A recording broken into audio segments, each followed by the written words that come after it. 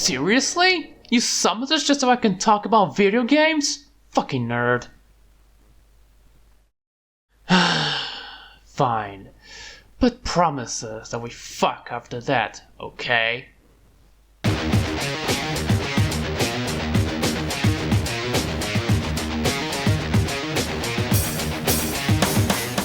Finally, back to some violent shit. To celebrate its 30th birthday, it's time to shoot some assimilated grunts in outer space. Weird to go, but okay.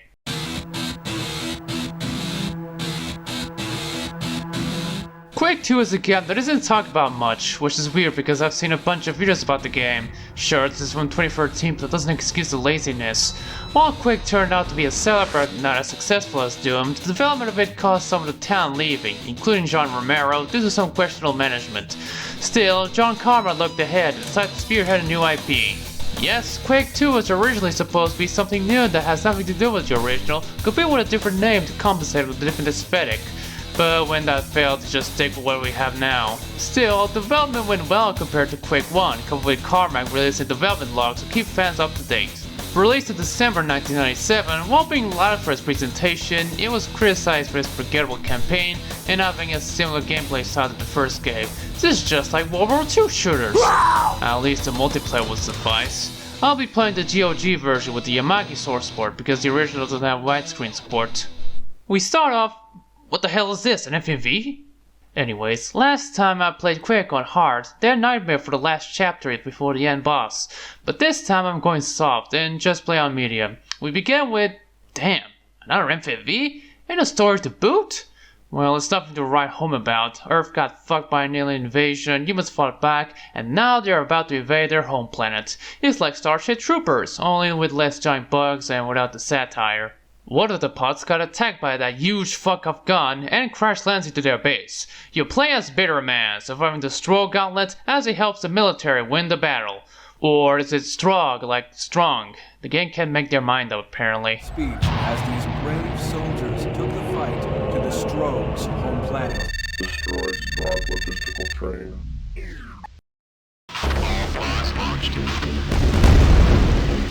Establish communications. So, here's a few things to learn. You start with a weak-ass blaster with infinite ammo, you can break glass, some explode apparently, and you can crouch now, and yet standard Quake experience as before. Well, not entirely. One of the big changes is the presentation. Here's a surprise. Out of the box, it comes with ooh! While people had to wait for a patch to run Quake with their Voodoo cards or something else, here it's included since day one. And by 1997 standards, it's really impressive with its colorful and dynamic lighting and interpolated animation. Looking at it today, it's still good. I quite like the orangey tone, and assuming like boneless models have their charm. This was before Half-Life and the implementation of skeletons and weights, so they have to move every furthest to animate. But since you can only store up to 255 value on each byte, there isn't any precision on the movement when it comes to MD2 models, so you have this swimming effect. It isn't noticeable in the enemies far enough, but you'll see the warping on the weapons more often in this game. You'll see a lot of swimming up close in many Tech 2 games. Shit, why did I get too technical on the weird model movement? I despise the texture filter in this game at least, thanks. Still, I like how well made the levels are, way more detailed with some memorable places. Downside, there are some dark spots where enemies are hidden and catch you off guard. Clever, but annoying. And I still don't like how the weapons don't produce any muzzle flashes. I'm shooting nothing! Didn't expect the sound to be of higher bitrate in the 1997 game. They're so clear, memorable, and pleasant to hear too. Even the radio shadow sounds well too.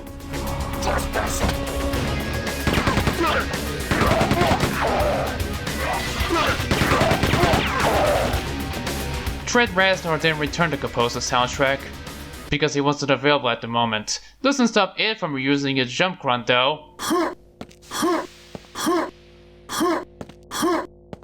Sonic Mayhem takes around this time with a more metal soundtrack, and yeah, it fucking rocks.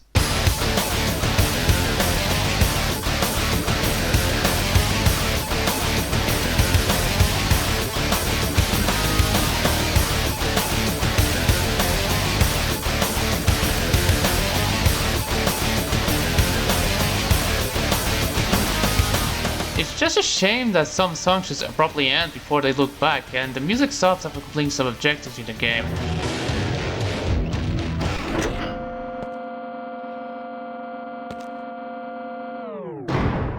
Talk about an audible ruined orgasm. Worse yet, the soundtrack isn't in the Steam version, so you have to download some crap to do so.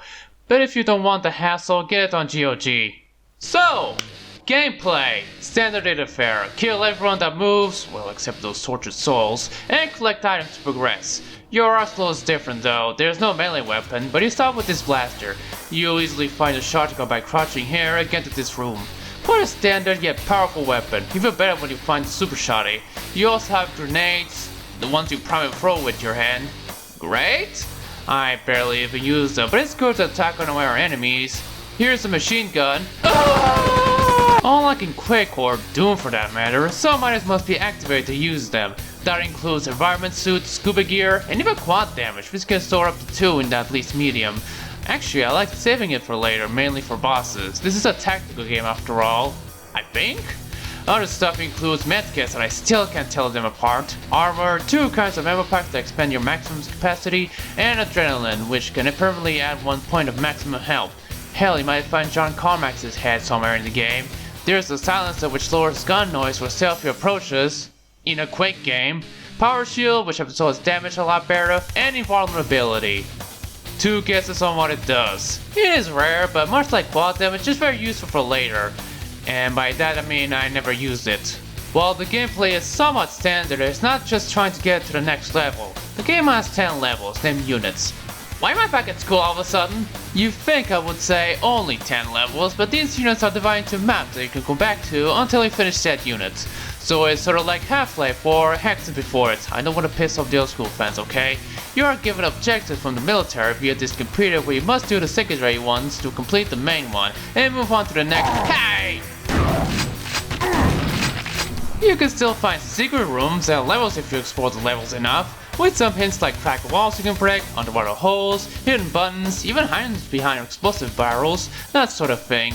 Like I said, the levels have rich detail by 1997 standards. This structure well, even with the bullshit enemy placements. Of course, there's still that key hunting madness, not only keys, but data discs too! Whoa! Where will you die? I'm more used to Half-Life's approach to level design. After that short visit to the base, Betterman heads to the depot. Here's the enemies, which mostly consist of strong and stratified humans. People with removed organs, mechanical implants, and wiped out memories, with their only intention being eliminating any opposition invading their dear planet. So the Borg mixed with Nazism. Widerstand ist zwecklos. Gotta love how every enemy can be gypped even after killing them. You have your standard cards which, like the cultists from Blood, carry different weapons. Keep an eye on the hit scanners. Next are the enforcers, basically the bears of the game. Unlike the hit scan guards, they have a slightly longer wind-up so you have time to take cover or to stun them. These weird running animations are making me miss the shot. Stay put! The gunner, not to be confused with the machine gun guards, are just bigger enforcers with grenade launchers. Well, there goes my health! If it weren't for that weirdly distinct noise, I wouldn't know the difference between the two from afar. The berserkers are better. While they have the same maneuvers as the gunners and enforcers, they only use their saw and blade, so it's best to keep your distance. It's only worse when you confront at least 2 in tight places. You may be quick, but I'm faster! That still gets me. Then there's them. I fucking hate them dogs with human faces. At least they're better looking than pugs, but that's saying a lot because these fuckers like to suck you dry with their tube. Down boy, now play dead. You know what's just as bad? The flying ones, like the flyers. Real original there. Those droning sounds when they fly, they creep me the hell out. Then there's the spongy caresses and the floating brains called the technicians. Man, these visuals give me chills. I'll talk more about the enemies as I go through the game, but even at medium, the later enemies are a nuisance when fighting in groups or pop up from monster closets. A neat tradition. So I kept saves coming. Sure, it isn't like the older games where you always start with a pistol or a shotgun after you die, as the game auto-saves after every map load, but I really don't want to do that part again. Anyways, here's your chain gun. Damn, this thing shoots a lot of lead fast. Well, that was worth it. Yeah, it's like better when fighting groups, obviously. Well, I destroyed the cargo train, powered up the warehouse, and I'm about to leave. I sure hope there's no one hiding. Tank! Oh, he's just a slow, lumbering fellow. I'm pretty much— Holy shit, he's packing! Glad that's over. Off to jail. Yeah, you literally go to prison to deactivate the main computer and security system. And it's also where you meet your first actual boss.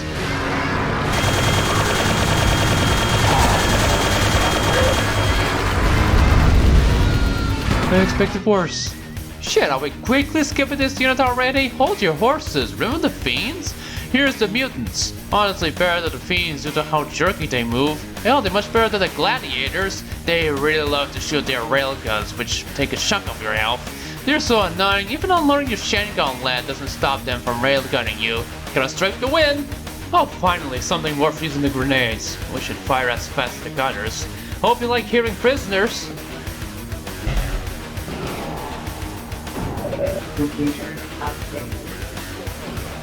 Basically, everyone's reaction to Simpsons getting new seasons. Off to the mine, where Bitterman progresses via minecarts, and I learned that I have to get to the previous map to get to the next part of the current map. What a waste of time. Here's the rocket launcher, which doesn't have as much blast damage compared to Quake I's, but you can still do rocket jumps. And the Hyper Blaster, which is like the chain gun, only it doesn't waste too much cells, and is way more accurate. It has a cooldown down, which is annoying. The factory is a short unit where you must stop the production of future drugs, but it does have a cheeky secret level where you must pick everything you can in 3 seconds. And it also introduces one of the greatest weapons in gaming, the Railgun. So accurate, powerful, and has its own ammo type, the cooldown doesn't bother me much. Rain! Yeah, that's what they're called. They're slow and harmless, even a few more don't scare me. They do have a shield, so if you want to waste less ammo, or more, shoot their backs. It's easier said than done. Ooh, the big gun. Welcome to the power plant where you must deactivate the components to cause a meltdown, but first, meet the Iron Maidens. Oof! While they have a rocket launcher, they're quite easy to kill so you can avoid rocks easily, at least when fighting one-on-one. You just need to pay attention to them when there's more enemies around. But goddamn were the developers horny when they made the cyber bitch from hell the only female enemies in the game, and they gave her a design that leaves little to the imagination, coupled with big boobs and sensual moaning. Jokes on the struck though, I'm into that shit. Hello again. Isn't it funny that every time you clear an objective in one map, you come back to the other and suddenly reinforcements have arrived? I mean, it isn't, but what am I even talking about again? I'm fucking speaking nonsense now. Here's the BFG 10,000. Much like its predecessor, it launches a green ball that damages enemies a lot, while also shooting green lasers at those that pass by. It's a really great weapon for sure, but I find the Railgun better. There goes the plant. Time to destroy the big gun now. This one is a really short unit as it only consists of 1 level, which is a boss battle against this nasty fuck. Apparently they called Hornet. After that fierce battle, just press this button and skip to the hangar. Here's where you must disable the black hole generator, as well as Harry custom money for the hapless soldiers.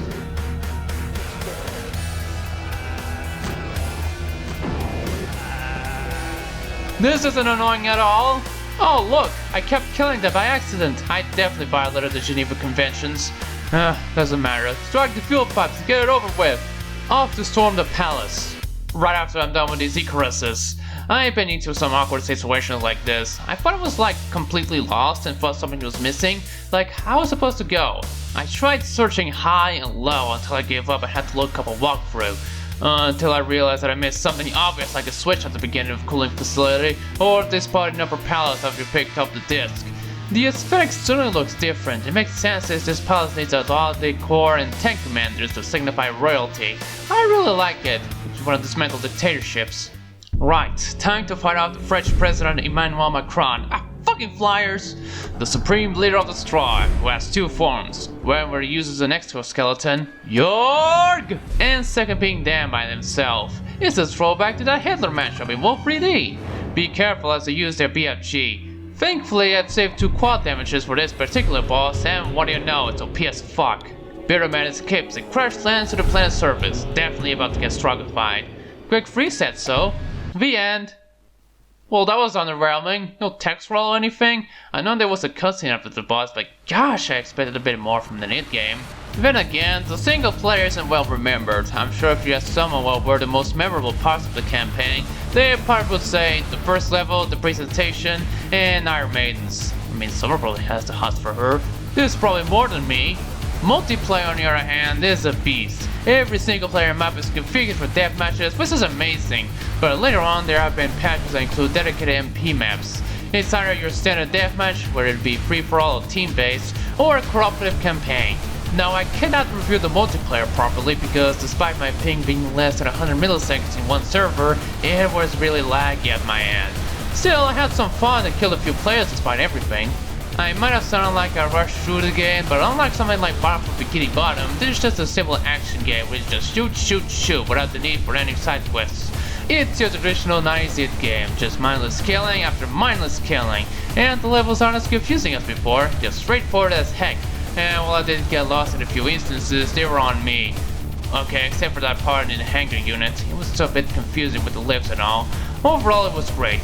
There have been 2 mission packs from Zaytrix and Rogue Entertainment, ports for the PS1 and 64 and the Zeebo, whatever that is, loads of mods, and the RTX version from Nvidia in 2019, which, like, it looks well, but even I think that's too much. I really don't get the praise for it. I want my PS1 graphics back. So, we're done with your deed. Now it's time for the fornication to commence. No thanks, the review did it for me. See you later, demonic darlings. Cunt!